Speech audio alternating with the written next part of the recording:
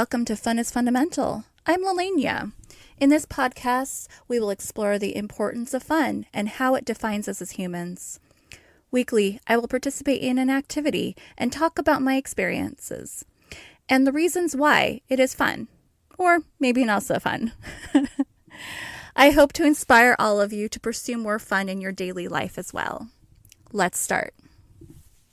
Hi, welcome to another episode of Fun is Fundamental. This week I'm going to talk about bento boxes. I know it's such as like a small topic, but such big possibilities. And I know this topic is not going to be for everyone. For years I've just been like taking leftovers for lunch because it's easy and it's practical.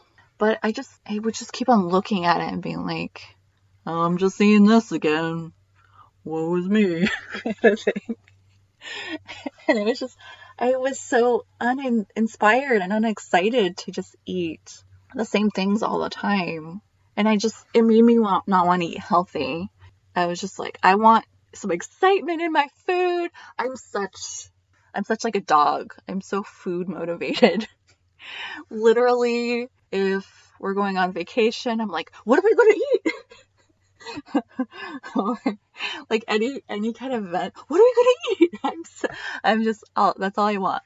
That's all I care about. It's just, what are we going to eat? Just tell me anything. Tell me about it. I realize it is not necessarily healthy relationship with food. I decided that I wanted to enjoy my lunches, but also eat healthy. No bags of chips here. Right? No Lunchables. Oh, are Lunchables the American bento box? That's really sad, America. You've seen the Japanese ones, right? And then you got the American ones. Come on, America. We're supposed to be number one. No, obviously.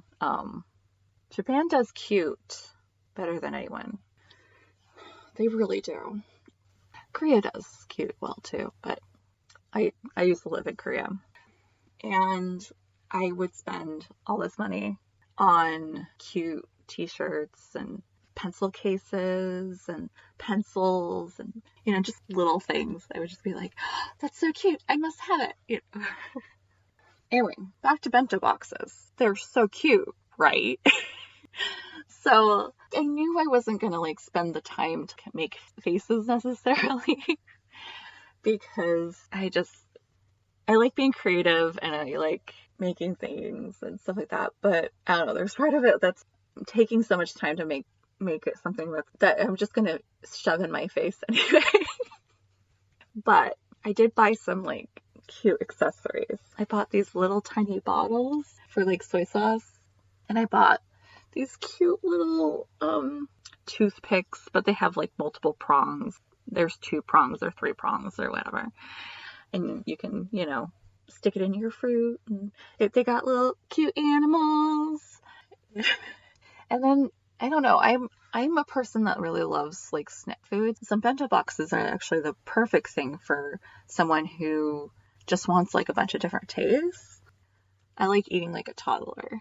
Anyway, so I have had a couple of weeks of making bento boxes, and some have been more successful than others. I'll show pictures of ones, but I had this one that ended up being very sad. I had some leftover avocado pudding, and for some reason I just thought, hey, I'm just gonna put it in one of these little silicone cups and just take it like that. What was I thinking? You need to wrap that shit up. There was chocolate pudding all over everything. So I had this rice ball that I made, and I put some of the little, what's that stuff called? It starts with an F. It's, the rice seasoning stuff. Starts with an F. I just can't think of what it is. It's got seaweed and sesame seeds. If you know, you know. I could look it up, but I'm not going to. I'm going to live on the edge. Anyway, I put some of that on this rice. I got to work the next day, and chocolate pudding was all over everything. And most of the things, I was just I think I had some pineapple. You can have a little chocolate in your pineapple. Not a big deal. But the rice with the seasoning on it. Ugh. Ugh. I was like, no, I can't eat that. That seasoning stuff with chocolate just sounds really terrible. So anyway, that one was kind of a disaster, but most of my bento boxes so far have been pretty successful and cute. It's just nice to see tiny little food. I guess the moral of this episode is to take something in your everyday life and try to add a little fun to it.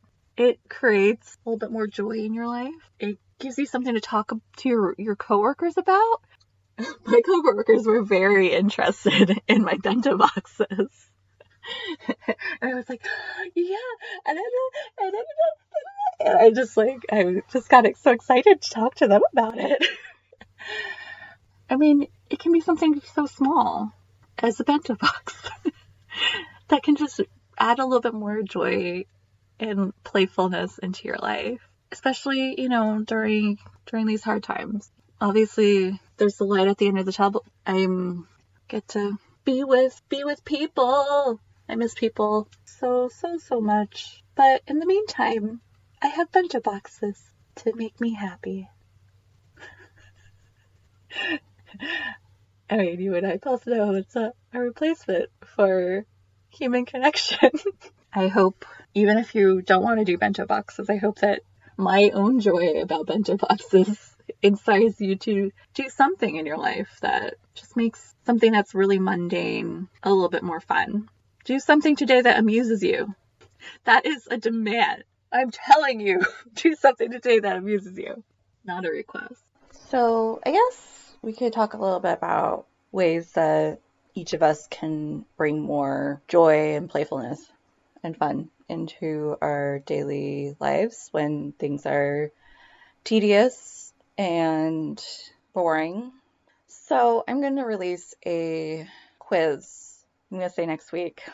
It's about our play personalities. And you can look up play personalities. But I'm making a quiz that is, if you were a teenage girl in the 90s, you probably did some quizzes in teen magazines. And I used to love them so much. I would actually go and buy the ones that were all quizzes, which came out maybe once a year or something like that. Because I just enjoyed it so much. Because it was just a way for me to, you're trying to figure out who you are. So my quiz is colorful. It's got pictures of people having fun. So I feel like if we recognize our play personalities, I really don't think most people have just one play personality. We have multiple. But if you recognize what are the ways that you enjoy playing, then it will help you to kind of figure out how to make the things that are the most drab in your life more interesting. So, I mean, some of the things, that I think of is combining tasks. So if you enjoy comedy, watch things that are funny while you fold laundry. Listen to podcasts. If you're into singing and dancing, do those things while you're doing the most boring chores in your house. If you like to experiment with things, use some different utensils to do something. Use chopsticks to do things that you wouldn't use chopsticks for. Just because. Sometimes you just do things just because. If you have to run an errand and you walk in or drive in, go a different way than you normally go. Go enjoy nature. That's a great way to break up the mundane, because nature is very interesting. There's always something different happening, right? I guess another thing would be to break out the good china, especially right now when we're not really entertaining much, if at all. I mean, maybe you have one friend come over, but why can't you enjoy the nice things in your life? Not they become obviously less nice if you use them every single day, but just have a day where you're I'm going to dress up and I'm going to use the nice plates, and glassware.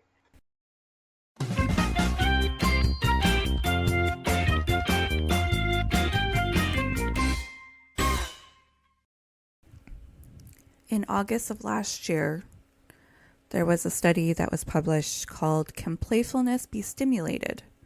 A randomized placebo-controlled online playfulness intervention study on effects on trait playfulness, well-being, and depression. In the study, they took 533 participants and they assigned them one of 3 one-week playfulness activities. And then they had a placebo group. And they did it for 1 week, and then they did questionnaires before, during, and after, multiple times after, actually, at 2 weeks, 4 weeks, and 12 weeks after. And in the questionnaire, they reported on what they call global playfulness, facets of playfulness, well-being, and depression. So the activities that they had to do 15 minutes before bed consisted of them writing and reflecting on their day. So, like, the first one is called counting playfulness.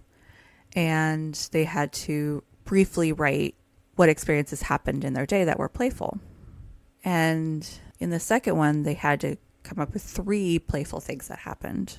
And then they would know who was involved and how they felt in each of the situations.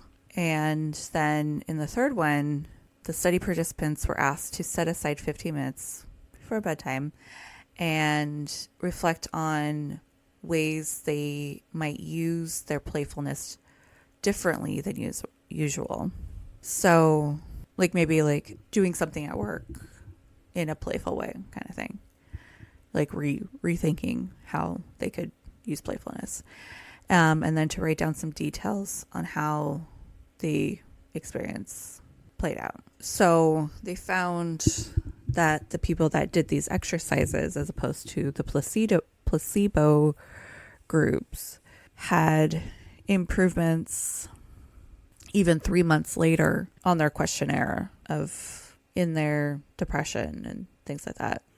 Because in general, it makes people, if you are consciously focused on doing things that are more playful, on your playfulness, it being something that you're focusing on, it has a positive effect on your well-being and your emotions, because what you focus on really determines, it really kind of determines who you are. So, if you focus on playfulness, you're going to, one, notice the playfulness, and 2, probably do it more and seek it out more. So I'm not obviously saying that you should definitely do this, write down the things that you do in your day that are playful, but I just, I want everyone to put more focus on it because of the benefits that it has on your mental well-being. I know for myself, I'm definitely feeling less sadness, less hopelessness around the times that we're in. Not that I'm like oblivious to what's happening or anything, but we can control what we can control.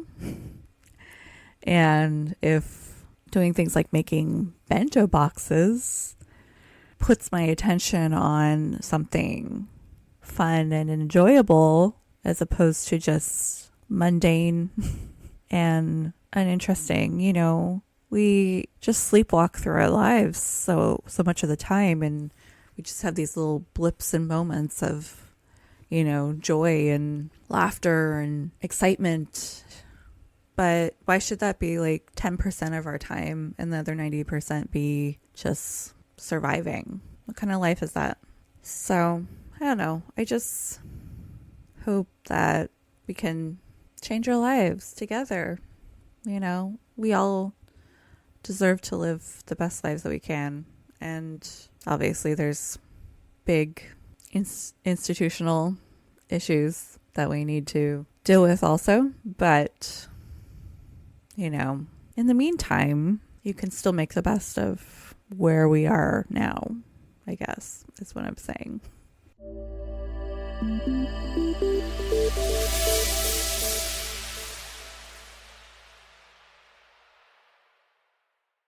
And for today's quote, we have Julia Child. You must have discipline to have fun. So thank you for listening again, and look out for the quiz next week. And I will be posting photos of my bento boxes on Instagram. I hope you have a wonderful week. Make every day more fun. That's an order. I just really want everyone to live their best life. And fun is such a huge part of being human and enjoying our lives, because we only have one. So have fun. I'll see you next week. Bye.